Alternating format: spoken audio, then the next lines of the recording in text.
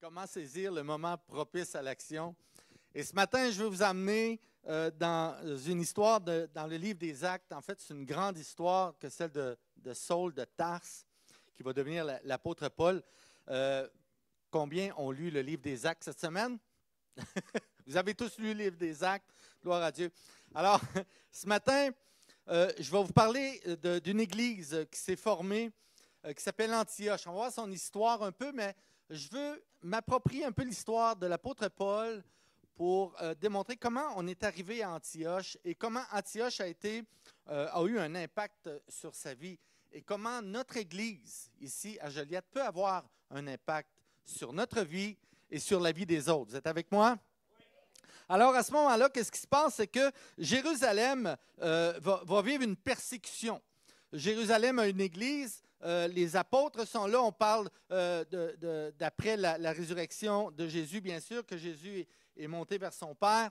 Et là, il y a les chrétiens, en fait, les chrétiens, on va dire les gens, parce que vous allez voir tout à l'heure, on ne les appelait pas tout de suite chrétiens. Les gens de l'église de Jérusalem étaient persécutés, bien entendu. Et un des acteurs de cette persécution-là s'appelait Saul de Tarse. Saul faisait partie du gouvernement israélien à l'époque, juif, un gouvernement qui n'acceptait pas, bien sûr, toute cette nouvelle façon de voir les choses, de cet homme qui est venu changer l'histoire du christianisme et qui est venu complètement secouer les lois de Moïse, les lois de la parole à ce moment-là. Et donc, il y avait une équipe qui était chargée de persécuter et de s'assurer de mettre en prison ces gens, voire assassiner des gens. Et l'un de ces acteurs-là, c'était Saul de Tarse. Saul de Tarse était à Jérusalem et il y avait un pouvoir. En fait, on lui a donné, transmis ce pouvoir, cette autorité de faire mal, de persécuter. Donc, ce matin, on va voir comment la persécution peut encore aujourd'hui nous ébranler. Comment aujourd'hui on est persécuté même dans notre vie chrétienne. Mais je vais vous donner des éléments pour lesquels on peut avancer dans notre vie chrétienne. Vous êtes d'accord avec moi? Alors, la persécution, bien sûr, à l'époque, va prendre diverses façons, divers modèles que l'on peut reprendre aujourd'hui. Bien sûr, la moquerie, l'outrage, le jugement, les fausses accusations, la haine, et même envers nous-mêmes, et même à l'intérieur de notre Église. Et je fais un silence ici parce que ça ne devrait pas arriver. Ça ne devrait pas arriver, ces choses. Et malheureusement, ça l'arrive. Mais je ne veux pas m'attarder là-dessus aujourd'hui, mais je veux qu'on prenne conscience que cela peut exister et de quelle manière on peut la contrer. D'abord, ça commence par une démarche personnelle, puis on va voir comment Paul a fait cette démarche, comment ça lui est arrivé dans sa vie. D'abord, il y a une persécution à Jérusalem, et là, il va se passer quelque chose. Il va se passer un événement. Il y a un homme nommé Étienne, un disciple de Jésus, un disciple de la foi chrétienne qui était très inspiré du Saint-Esprit, qui prêchait, qui amenait la parole et qui amenait le royaume de Dieu. Et à un moment donné, Saul, il entend ça, puis il dit, ça ne restera pas là, Saul, n'oubliez pas, c'est le persécuteur à l'époque. Alors, il y a une commande, et cette commande, c'est d'aller lapider, voire assassiner Étienne. Et là, on va l'amener en dehors de la ville, on va le lapider, lui lancer des roches, pendant que Étienne, lui, inspiré de Dieu, il prêche, puis il prie le Seigneur, puis bon, qu'est-ce qui arrive? Étienne va mourir. On lui arrache ses vêtements, et on va prendre ses vêtements, et on va les déposer aux pieds d'un homme nommé Saül. Saul, pardon, pas Saül, Saül c'est le roi dans l'Ancien Testament. Saul. Saul, donc, il reçoit ces vêtements-là, puis il sait qu'Étienne vient de rendre l'âme et il est dans la présence de Dieu. Et c'est à ce moment-là que tout va commencer. C'est là que ça va commencer. Donc, il y a une persécution à Jérusalem. Les gens vont, à la suite du meurtre d'Étienne, vont s'enfuir. Beaucoup de gens ne resteront pas à Jérusalem, à l'Église. Ils vont s'enfuir. Ils vont s'enfuir à l'île de Chypre. Ils vont s'enfuir vers Sidon, qui est aujourd'hui le Liban. Ils vont s'enfuir vers Antioche, qui est aujourd'hui c'est la Turquie, en Turquie. Ils vont s'enfuir vers Damas, qui est la Syrie. Et là, ces non-juifs-là vont arriver à fonder une Église. une église à Antioche. Mais ce matin, je vous pose la question, comment réagissons-nous dans l'adversité et dans la persécution? Comment on se réfugie dans la détresse? Comment les apôtres ont pu vivre ça suite au meurtre d'Étienne? Là, ils se sont dit, la patente, là, c'est sérieux. Là. C'est sérieux parce que là, on tue des nôtres. C'est comme si je sortais aujourd'hui, puis on m'attendait, puis on me lapidait, puis on me tuait. Comment, comme chrétien, on réagit? Comment on réagit à ça? Donc, dans Acte 11, 19, ceux qui avaient été dispersés par la persécution survenue à l'occasion d'Étienne allèrent jusqu'en Phénicie, donc le Liban d'aujourd'hui, dans l'île de Chypre et à Antioche, annonçant la parole seulement aux Juifs. Pourquoi seulement aux Juifs? C'est spécial parce que à cette époque-là, on pensait que la parole était réservée uniquement aux Juifs. Alors, on se disait, si on va à l'extérieur, oh, là, ils se sont aperçus, mais il se passe des choses. On est capable d'annoncer la parole aux païens. Païens qui veut dire paysans, des gens qui n'habitaient pas la cité, les villes. Et on a déformé ça au fil du temps. Vous êtes d'accord avec moi? Finalement, c'était plus les païens, c'était des gens qui ne croyaient pas, c'était des rejetés. Mais en fait, c'était des paysans qui n'avaient pas eu accès encore à la parole de Dieu. Alors, les païens, c'est ça que ça veut dire, des gens qui cultivaient la terre, qui n'étaient pas nécessairement très éduqués. Et là, cette possibilité-là arrive à ces non-juifs. Et grâce à cela, la première église non-juive va voir le jour, et c'est à Antioche, une des premières églises non-juives. Après Rome et Alexandrie, un petit peu d'histoire ce matin, pour ceux qui me connaissent, j'aime l'histoire. Après Rome et Alexandrie, Antioche demeure la principale métropole de l'Empire romain. Après Rome et Alexandrie. Alexandrie qui est en Égypte, Antioche qui va se situer du côté, là, si je suis face à vous, c'est du côté de la Turquie, et bien sûr Rome en Italie. Donc, l'apôtre Paul, lui, à ce moment-là, que la dispersion est faite, il y a une commande, il reçoit des lettres, puis là, tu vas te rendre à Damas. Et là, il y a des Juifs là-bas, ou des non-Juifs, pardon, des gens qui sont de ce mouvement-là, qui parlent de Jésus. Et là, il reçoit la commande et il part. Et là, il arrive ce qui arriva. Il va se convertir. En fait, il va se convertir. Ça s'est fait d'une façon extraordinaire. Hein? Saul de Tarse a vu Jésus, lui a apparu, lui a dit, c'est moi que tu persécutes. C'est à moi que tu fais du mal. Quand tu fais du mal à tous ces gens, c'est à moi que tu fais du mal. Et là, il va perdre la vue et il va se retrouver dans une ville où on va l'accueillir. Et cet homme, c'est Ananias. Et c'est particulier, hein, parce que Ananias, lui, il connaissait Saul de Tarse. Il n'avait entendu parler. Et là, imaginez-vous Ananias qui va dire non, c'est pas vrai, c'est-tu moi, là? Qui va accueillir ce meurtrier, cet assassin, celui qui persécute. Fait que là, il l'a accepté. Il a accepté d'accueillir Paul, il va prier. Et là, c'est la seule personne de toutes les Écritures qui va voir des écailles tomber des yeux d'une personne, c'est Ananias. Et ces écailles-là vont tomber des yeux de Paul. Restez avec moi, c'est l'introduction, mais c'est important. On remet les choses dans leur contexte. Donc, la première église non-juive est fondée, une ville, en passant, Antioche, c'est une ville idolâtre. Hein, il y a plein de temples romains, grecs. Donc, les gens se réunissent dans l'idolâtrie. Bien sûr, il y a tout aussi l'immoralité qui existe à ce moment-là. Et moi, je te dirais ce matin, vous savez que celui qui te persécute, la personne qui va te persécuter, aujourd'hui, on en vit encore, en fait, a trahi sa difficulté intérieure de mettre sa foi sur la table. Elle se trahit elle-même.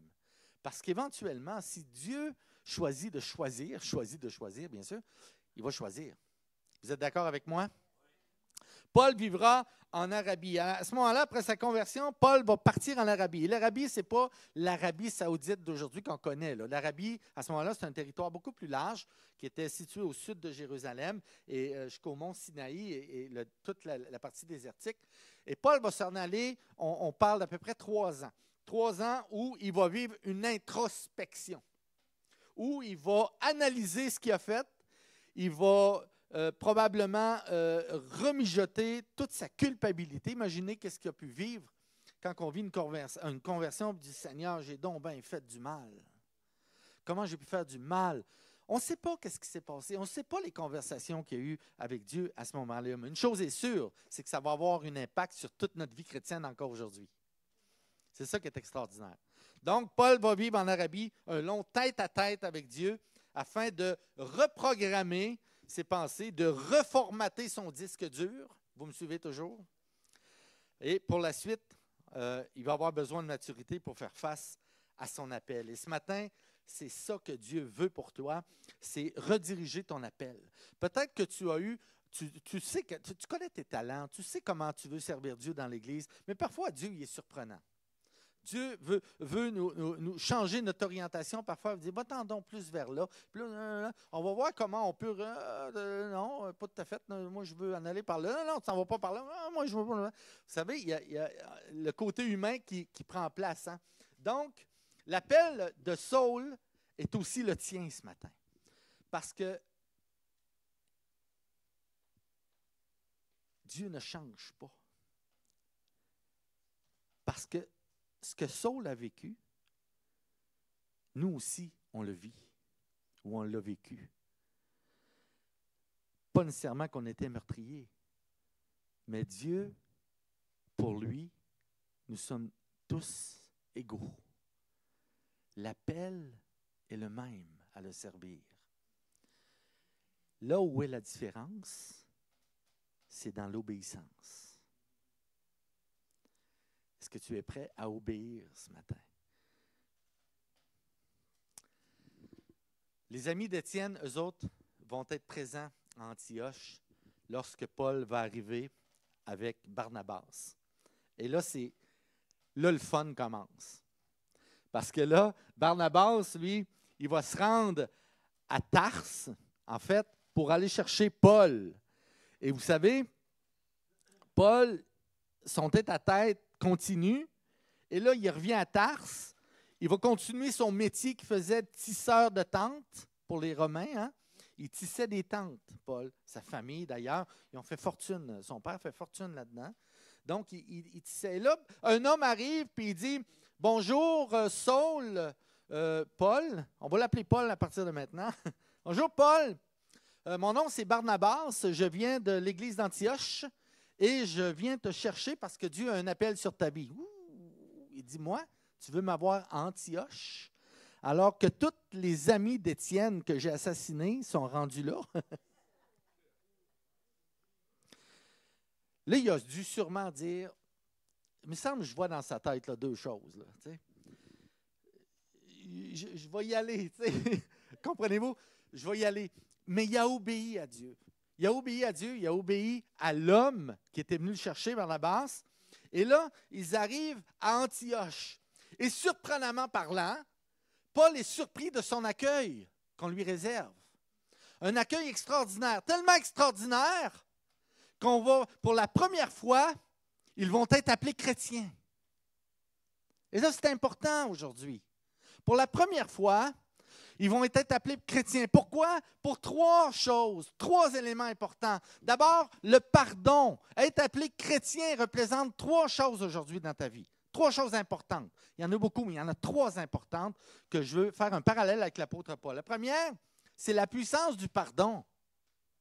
La puissance du pardon, parce qu'ils connaissent Paul. Et là, Paul arrive à Antioche. Lui, il s'attend d'être accueilli froidement, mais non, on l'accueille, on l'entoure, on lui pardonne, on l'aime, et son ministère va commencer, il va même prêcher éventuellement, et éventuellement, on va le voir la semaine prochaine, envoyé en mission pour prêcher la parole de Dieu. Et là, le pardon va prendre place. Barnabas vient chercher Paul pour l'amener à Antioche, et Paul craint cet accueil. Mais moi, je vous dis ce matin, pour franchir l'appréhension du refus du pardon, parce que dans nos vies, ça existe. Il y a des situations sur lesquelles, il me semble que je ne veux pas aller là. Ça ne me tente pas de faire l'effort d'aller chercher le pardon. Ça arrive dans nos vies. Mais dans l'appréhension du refus du pardon de l'autre, il faut vaincre sa peur. Et parfois, on a besoin d'aide pour y arriver. En fait, Barnabas, c'est ce qu'il a fait avec Paul. Et parfois, dans votre vie, il y a des gens qui vont être placés sur votre vie pour accélérer la mise en place du pardon. Vous me suivez? C'est important. Alors, Barnabas, c'est ce qu'il a fait avec Paul. Le deuxième élément, passer le pardon, il faut supprimer le passé. Paul était un meurtrier et les disciples d'Antioche le connaissaient, ils se souviennent de ça. Alors, le pardon ayant pris sa place, le passé devient caduc. Le passé n'existe plus. Et c'est important. Parce que pour les chrétiens maintenant d'Antioche, le passé de Paul n'existe plus.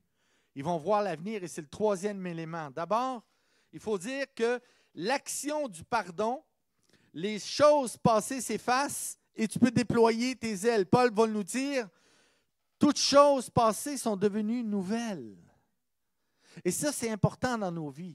Et je ne veux pas que tu sortes d'ici ce matin sans te dire une situation, un pardon que tu dois faire à quelqu'un, à quelque chose, une situation dans ta vie que tu n'arrives pas à passer par-dessus.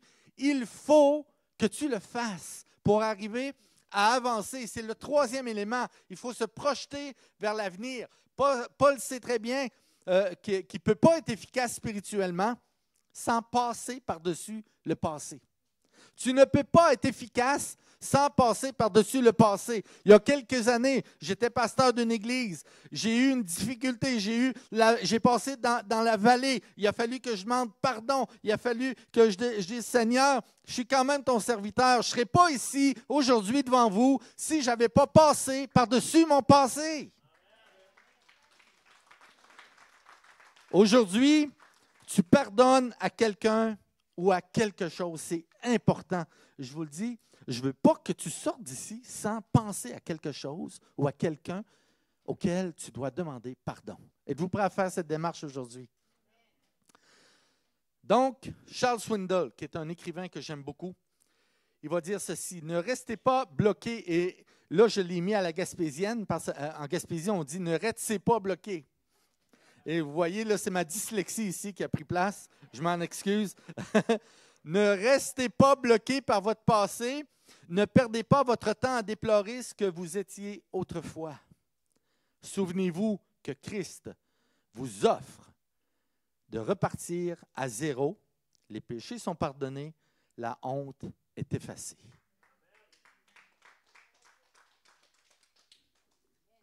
Écoutez bien ceci. Dieu ne veut pas des résultats rapides. Il veut des résultats sur lesquels il peut se fier.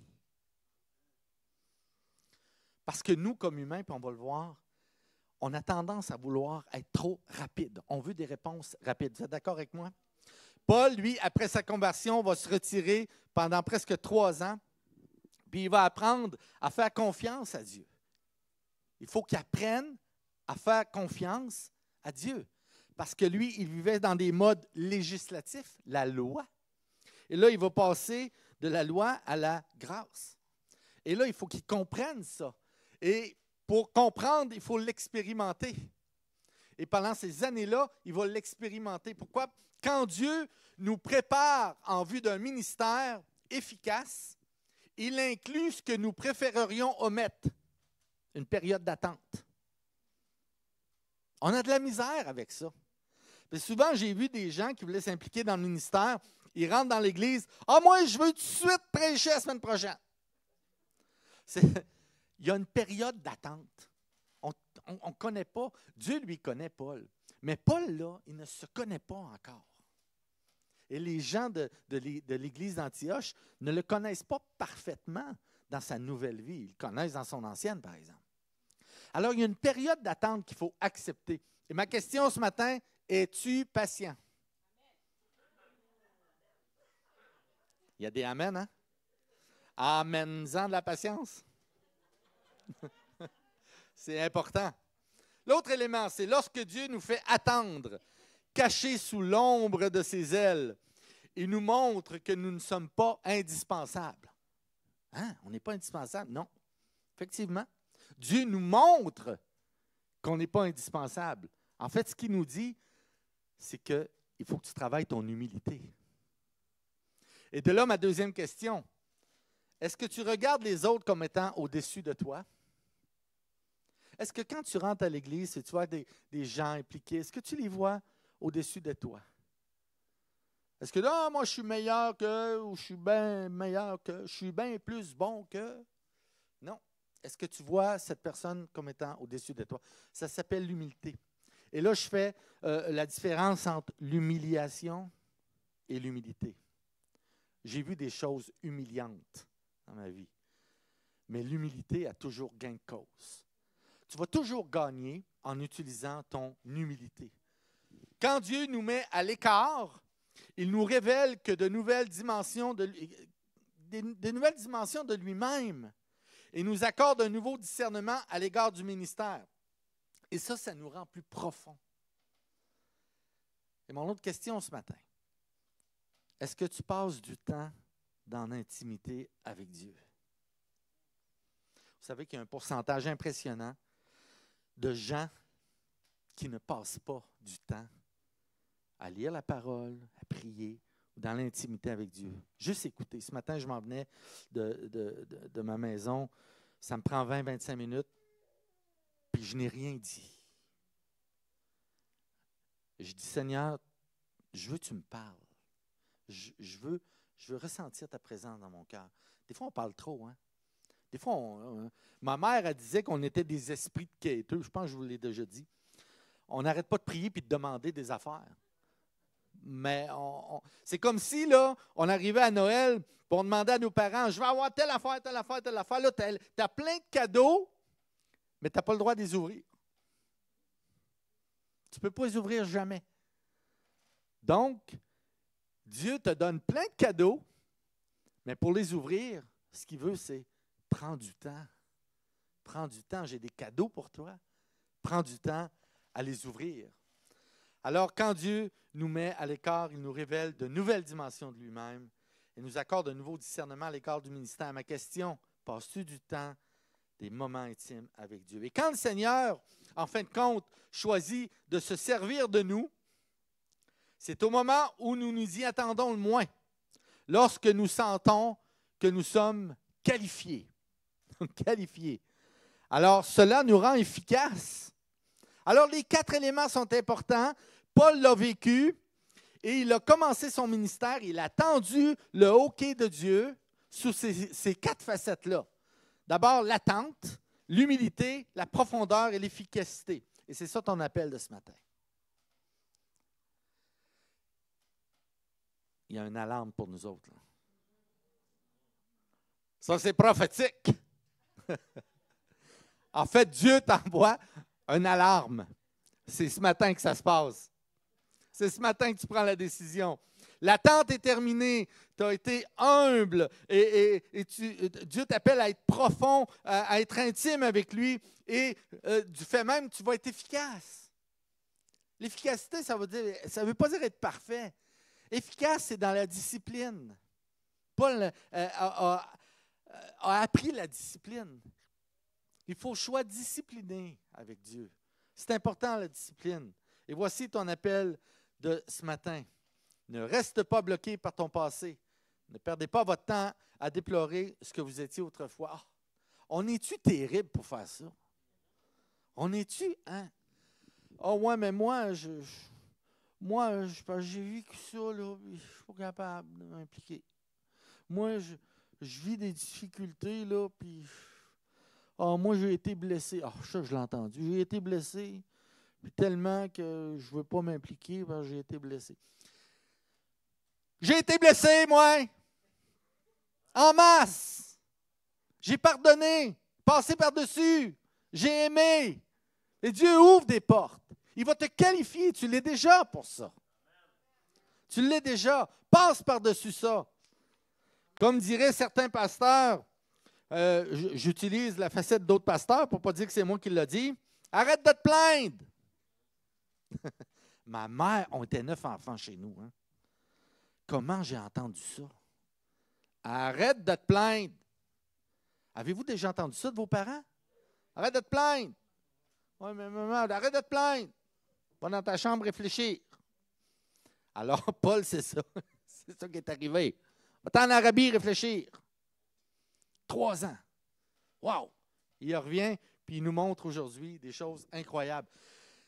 Pendant qu'ils servaient le Seigneur dans leur ministère et qu'ils jeûnaient, le Saint-Esprit dit, « Mettez-moi à part Barnabas et Saul pour l'œuvre à laquelle je les ai appelés. » Acte 13, 2. Paul est prêt. Donc, pour lui, l'attente est passée, l'humilité a pris place, la profondeur est palpable et son efficacité est contagieuse.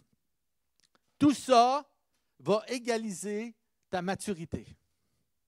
Et Paul va l'écrire, la maturité, entre autres aux Corinthiens. Tu veux-tu arrêter de boire du lait? Arrête de boire du lait, là. Prends de la nourriture solide. La nourriture solide représente quoi? C'est être intime avec Dieu.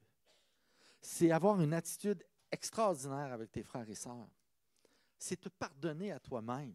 C'est vivre cette maturité-là. Brasser le lait, faire du beurre. J'ai vu mon père et ma mère faire ça.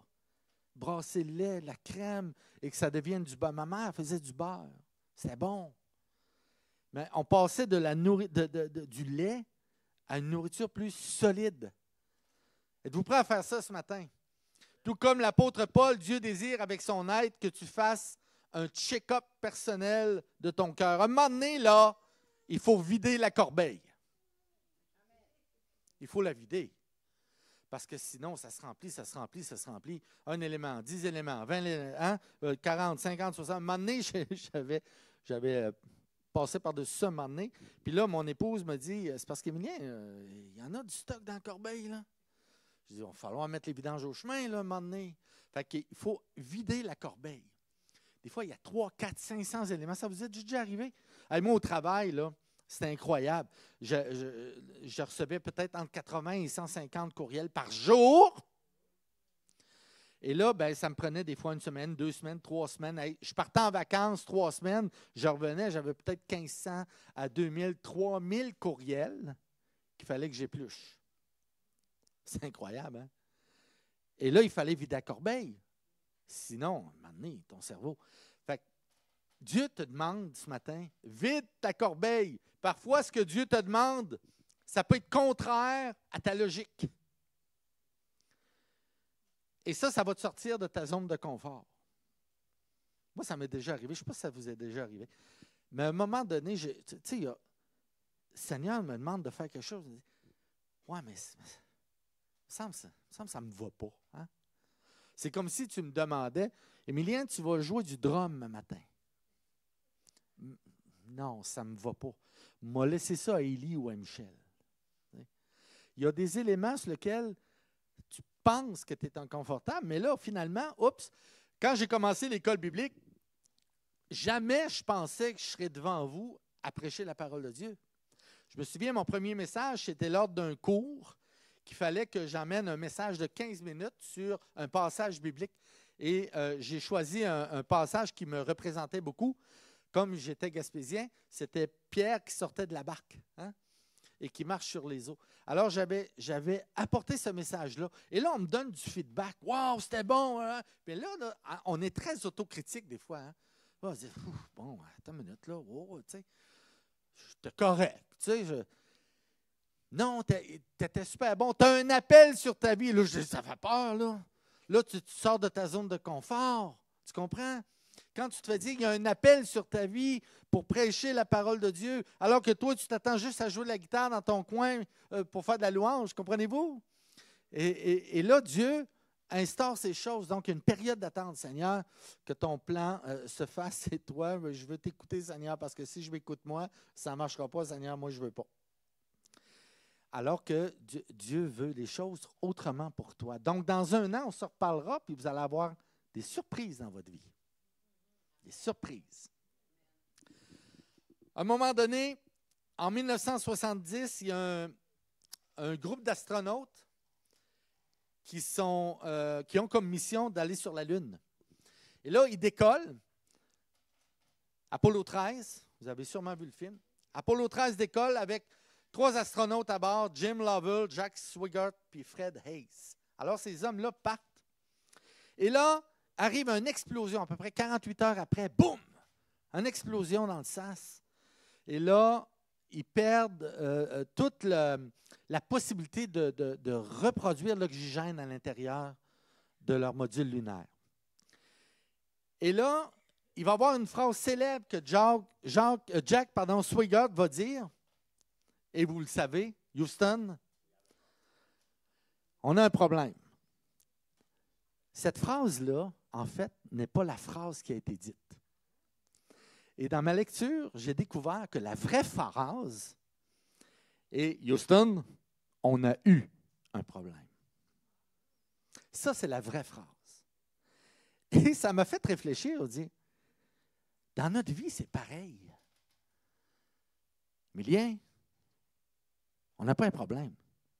On a eu un problème. D'accord avec moi, lui. Maintenant, ce que Dieu te dit, il est réglé.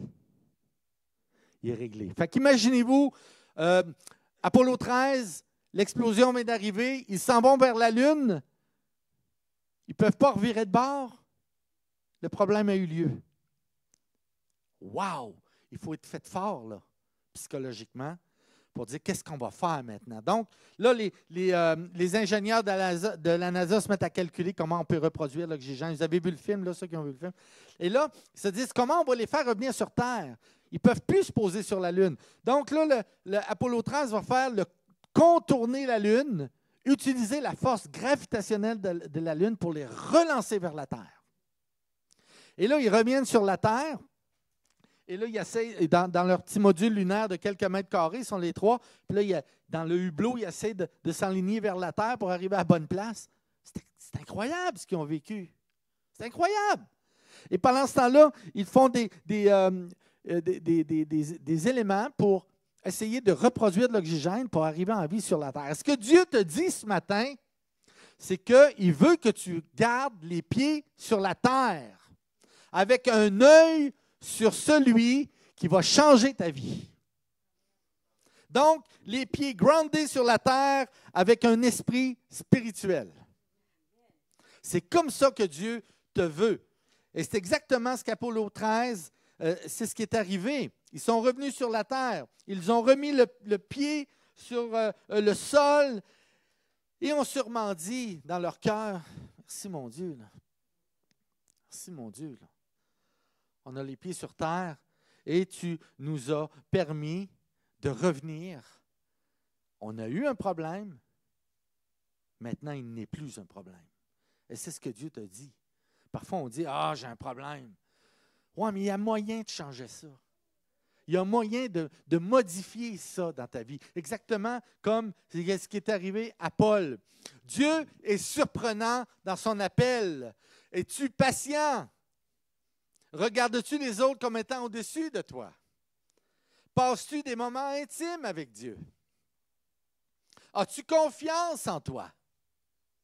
4 questions importantes. Pour l'apôtre Paul, cette surprise a pris la forme d'une lumière, celle-ci qui l'a transformé radicalement. Alors, si tu t'attends à voir l'intégralité du plan de Dieu pour toi, tu ne feras jamais le premier pas. Dieu ne te révélera jamais la totalité de son plan pour toi. Sinon, tu ne feras jamais le premier pas. C'est pour ça que les surprises font toujours partie de la direction de Dieu. Parfois, l'appel de Dieu peut effrayer, même décevoir, on peut même contester ses décisions. « Ah, ben là, Seigneur, moi, je ne voulais pas faire ça, puis là, hein?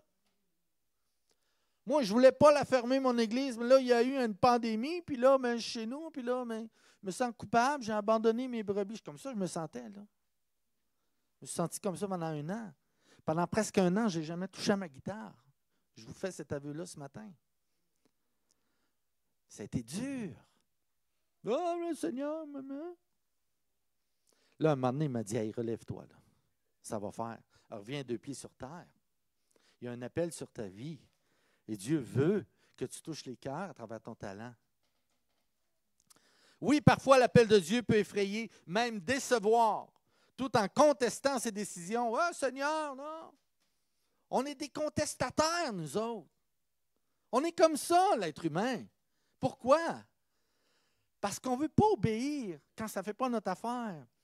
on est des êtres humains qui ont tendance à vouloir garder le contrôle. Puis abandonner ça à Dieu, oui! Perdre le contrôle, non. Mais si votre foi se met en action, vous ne succomberez jamais à ces pensées-là.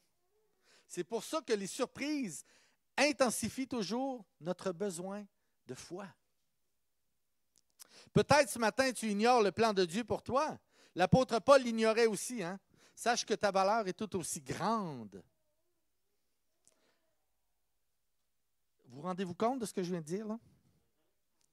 Ta valeur est aussi grande que celle de l'apôtre Paul. C'est pour ça que faire une démarche de foi clarifie toujours le plan de Dieu pour toi.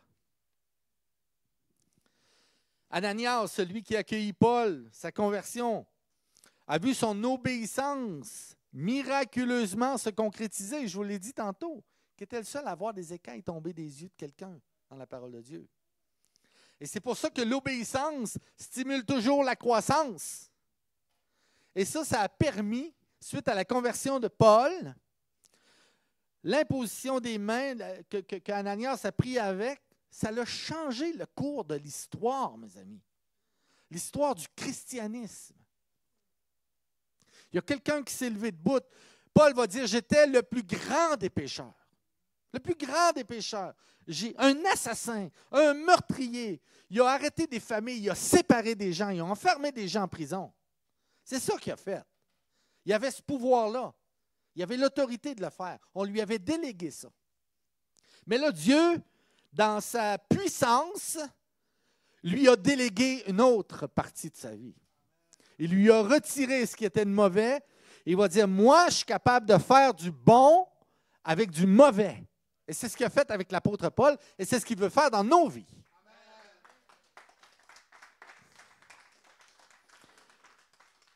Soyez obéissants. Et ça stimule la croissance. J'invite les musiciens ce matin. Rappelez-vous ceci, avant de passer à la Sainte Seine. Quand Dieu sélectionne, il envoie. Donc, je vous dis, soyez prêts. Soyez prêts à répondre à cet appel. Ce matin, tu es concerné par l'appel que Dieu a sur ta vie. Tu es sélectionné et tu dois laisser tomber les écailles pour avoir une meilleure vision sur ce que Dieu veut pour toi. Laisse la surprise te surprendre. C'est ce que j'ai appris, moi, dans ma marche avec Dieu. Dieu est surprenant. On vit des choses difficiles. Et sur le plan relationnel, les choses sont encore très, très concret. Ce n'est pas facile sur le plan relationnel, dans nos vies, dans nos familles, conjoints, avec nos enfants, avec des amis. Même ici à l'Église, parfois, il peut y avoir des situations de relations qui sont plus difficiles. Mais laisse la surprise te surprendre.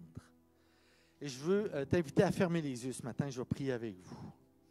Et accueille ce que Dieu a à te dire ce matin. Premièrement, Dieu te demande de te fortifier dans la grâce. Pourquoi? Parce que l'avenir a besoin de toi. Dieu te transmet fidèlement la vérité. Aie confiance en qui tu es. Sois aussi brave qu'un soldat. Dieu combat avec toi. Il t'appelle à combattre. Mais sache que Dieu va toujours combattre avec toi. Sois aussi discipliné qu'un athlète. Sois le plus intime possible avec Jésus. Et Paul nous dit, continue, sois fidèle et tu vas remporter la course. Tu vas arriver le premier. C'est ce que Dieu veut dans ta vie. Travaille aussi dur qu'un agriculteur. Dieu veut t'utiliser pour la moisson.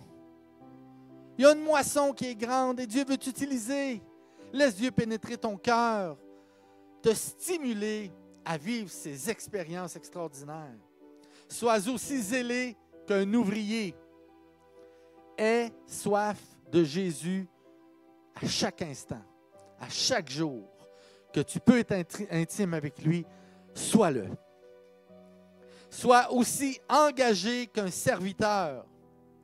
Ce sont les petits engagements qui donnent de grands résultats. N'oublie pas ce matin Dieu t'a sélectionné. Sois donc prêt à dire oui. Et je te le répète ce matin. Dieu ne veut pas de résultats rapides. Il veut des résultats sur lesquels il peut se fier. Alors tu es la personne sélectionnée par Dieu dans un endroit, dans un ministère, dans un appel concret qu'il veut utiliser pour toi. Il y a des forces en toi qui peuvent être utilisées. Laisse Dieu travailler. Fais-lui confiance. Soyez bénis. Et la semaine prochaine, je vais faire la suite avec Antioche et comment Paul va être utilisé à Philippe, entre autres, alors qu'il va être en prison. Et on va voir toute l'histoire du geôlier. Le tremblement de terre qui a secoué les murs de la prison et qui a libéré plein de monde. Tu réponds à l'appel ce matin et la semaine prochaine, Dieu t'envoie. Il t'envoie pour changer des vies parce que tu as changé la tienne. Soyez bénis. Bonne semaine.